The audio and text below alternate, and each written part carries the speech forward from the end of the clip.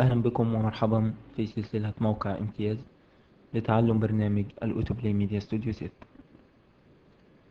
يستخدم برنامج الأوتوبلاي ميديا ستوديو 6 لعمل الأسطوانات ذاتية الإقلاع وعمل البرامج التعليمية والألعاب الإلكترونية المختلفة. وبدمج البرنامج مع لغة اللغة Programming Language نستطيع الحصول على تطبيقات أكثر أهمية وأكثر احترافية. وسيأتي فيما بعد إن شاء الله شرح لغة اللغة بمزيد من التفصيل. وكمثال لاستخدام برنامج الأوتوبلاي نفتح هذه الأسطوانة.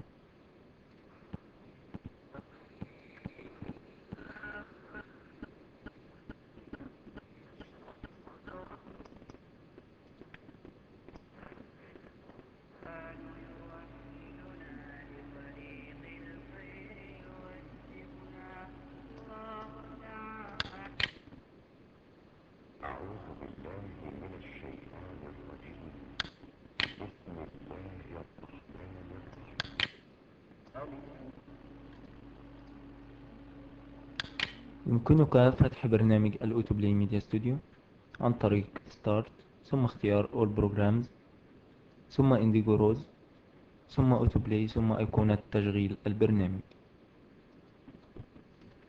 يفتح البرنامج بواجهته الأولى ليخبرك عن نوع المشروع الذي تريد العمل عليه.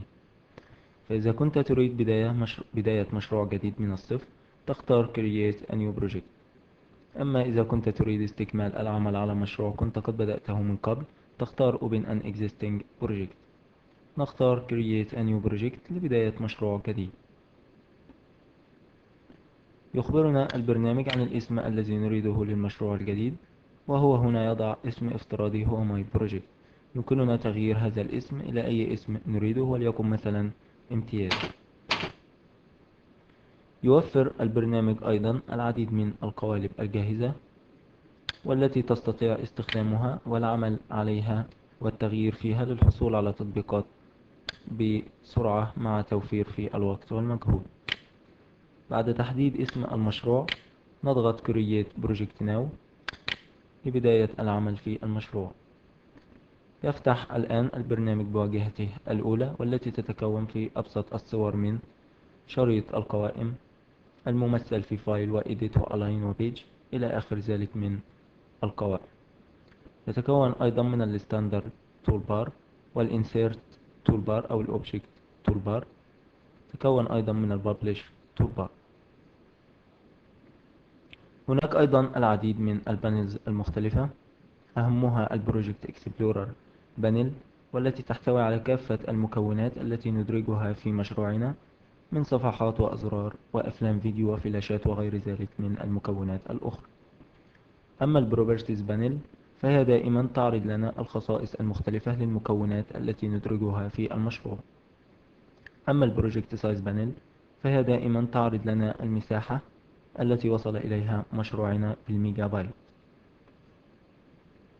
أما كل هذه المساحة البيضاء فهي عبارة عن مساحة المشروع أو مساحة الصفحة التي نعمل عليها الآن. فنحن الآن نعمل على الصفحة page 1 ويمكننا تسميتها إلى أي اسم نريده كما سنعرف فيما بعد إن شاء الله.